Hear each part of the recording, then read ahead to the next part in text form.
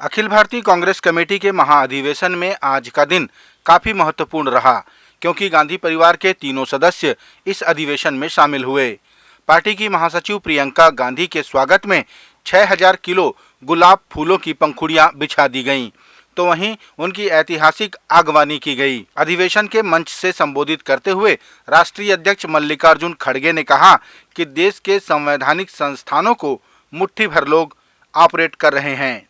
हमारा लक्ष्य है कि देश के संविधान संस्था में बैठे लोगों की जवाबदेही भी सुनिश्चित करें, लोगों के अधिकारों की रक्षा भी करें और आगे रोक टोक के अपना कर्तव्य निभाएं।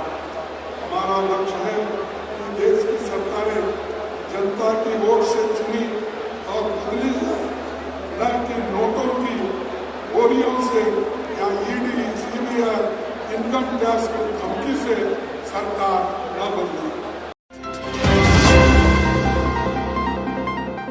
अखिल भारतीय कांग्रेस कमेटी की पूर्व राष्ट्रीय अध्यक्ष सोनिया गांधी ने अपने राजनीतिक सफर के अंतिम समय की ओर इशारा करते हुए कहा कि भारत जोड़ो यात्रा उनका अंतिम राजनीतिक कार्यक्रम हो सकता है।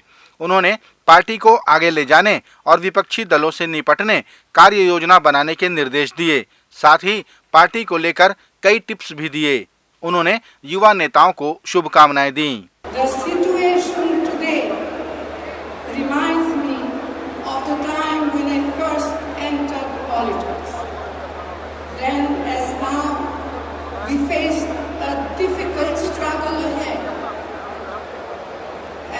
This crucial time, each one of us bears a special responsibility towards our party and towards our country. The Congress is not just a political party.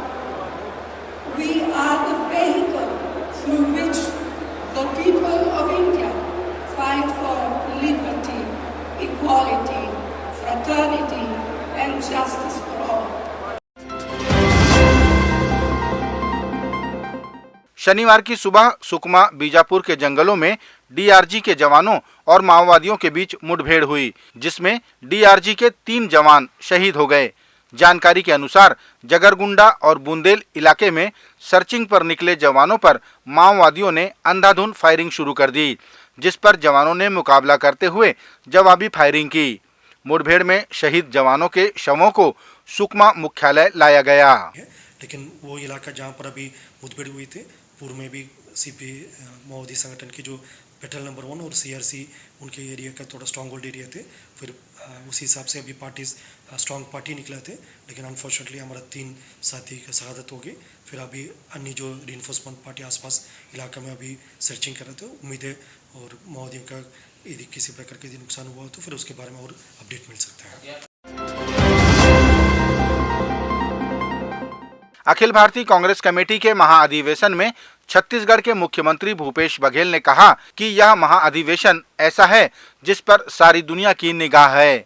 उन्होंने छत्तीसगढ़ सरकार को राहुल गांधी के बताए मार्गों पर चलकर ही उपलब्धि मिलने की बात कही। मुख्यमंत्री ने कहा कि देश में अगर कोई राज्य है जहां बेरोजगारी की दर बहुत कम है तो वो छत्तीसगढ़ है।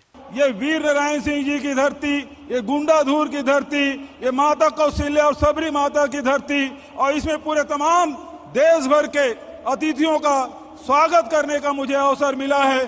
पूरे प्रदेश के ओर से, प्रदेश के कांग्रेस जनों के ओर से सभी आए हुए अतिथियों का मैं बारंबार स्वागत करता हूं, अभिनंदन करता हूं। आदरणीय साथियों, हमारा प्रदेश पिछले 4 साल से जो राहुल जी के विजन थे, जो सपने थे, जो रास्ता उन्होंने बताया था, उस रास्ते पे चल रहा है।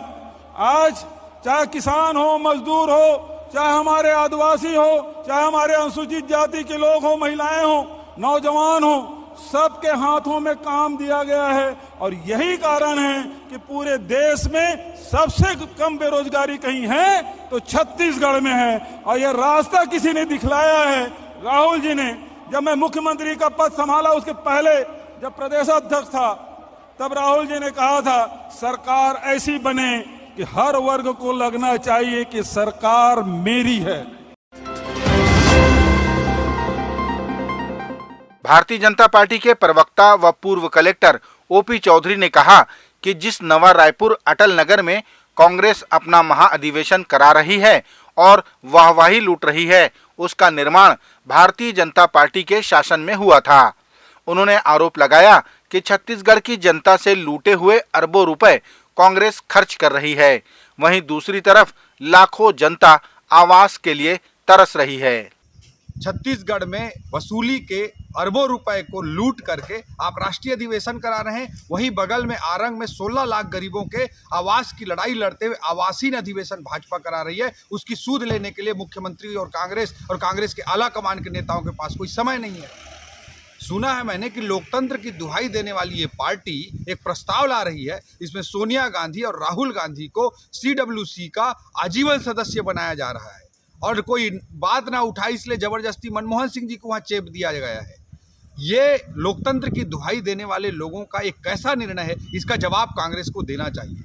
वहीं छत्तीसगढ़ में आकर छत्तीसगढ़ के जो मंत्री हैं उनको निपटाने के लिए भी शायद एक नियम लाया जा रहा है। इनके खराब परफॉर्मेंस को देखकर ये बात करने लगे हैं कि 50 वर्ष से कम आयु के लोगों को आधे से ज़्यादा टिकट दी जाएगी। 82 साल का राष्ट्रीय अध्यक्ष बनाने वाली पार्टी कभी ऐसा तो सोचती नहीं थी, लेकिन छत्तीसगढ़ के मंत्रियों के खराब परफॉर्मेंस को देखकर, क्योंकि लगभग सभी मंत्री, अधिकांश मंत्री 50 से अधिक उम्र के हैं, उनको निपटाने के लिए नियम बनाया जा रहा है। छत्तीसगढ़ के सारंगढ़ जिले में स्थित लेंधरा गांव के शासकीय स्कूल में अचानक 8 बच्चियों की तबीयत बिगड़ने और सांस लेने में तकलीफ होने की शिकायत मिलने से हड़कंप मच गया। आनंद फानन में बच्चियों को अस्पताल लाया गया, जहां उनका इलाज किया गया। बहरहाल एक साथ इतनी बच्चियों को एक ही तरह की दिक्कत होना समझ से परे है। बच्चियों के परिजनों ने स्कूल में भूत प्रेत का साया होने तक की बात कह डाली, लेकिन विकासखंड शिक्षा अधिकारी ने डॉक्टरी इलाज से सारी बातें स्पष्ट होने की बात कही। मैंने इसके बारे में अपनी तत्काल अभी जब घटना की जानकारी बढ़ा ना, मैं अपने विकासखंड शिक्षा अधिकारी महोदय को जानकारी दिया हूँ, संकुल प्राचार्य को जानकारी दिया हूँ, शैक्षिक समन्वयक को जानकारी दिया हूँ और उप स्वास्थ्य केंद्र में भी जानकारी दी। क्या कहना है उन लोगों को, क्या कहना है? अब वो लोग जाके देखे, वो लोग डॉक्टर साहब लोग गए थे, सब अभी पूरा सब बच्चों का चेक किए है ना। ये कमजोरी के है, खाने पीने की है ना, थोड़ा सा सावधानी बरतना है, वो लोग सलाह दिए। थोड़ा सा ब्लड वर्ड की भी कमी हो सकता है और ऐसे बोलते गए। फिर उसके बाद धीरे धीरे 1-2 बच्चे बढ़ते गए जी। वन्य एवं खनिज संपदा से भरा बस्तर का केशकाल क्षेत्र उस समय और मशहूर हो गया जब वहां टाटामारी इको पर्यटन केंद्र का निर्माण हुआ।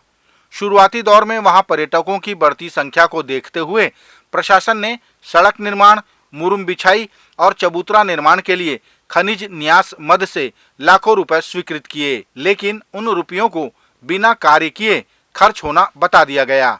इसकी शिकायत पूर्व विधायक कृष्ण कुमार ध्रुव और 2 पत्रकारों ने मुख्य वन संरक्षक संजय शुक्ला को लिखित में दी थी।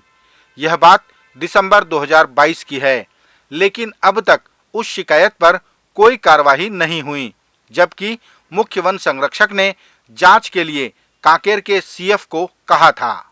पिछले दिन संजय शुक्ला जी PCCF साहब केशकाल टाटामारी आगमन हुआ था। उसी टाइम टाटामारी में इको पर्यटन क्षेत्र के नाम से जिला खनिज न्यास नीति से लाखों करोड़ों रुपए का आवंटन हुआ है। उसी के संबंध में ये खर्चा हुआ था। उसी संबंध में आपने कोई शिकायत दी है इसके बारे में? शिकायत लिखित रूप से मैं दी है। भूतपूर्व विधायक कृष्ण कुमार ध्रुव केशकाल और वरिष्ठ पत्रकार कृष्ण उपाध्याय जी और के शशिधरन के दस्तखत के साथ में कंप्लेंट किया था।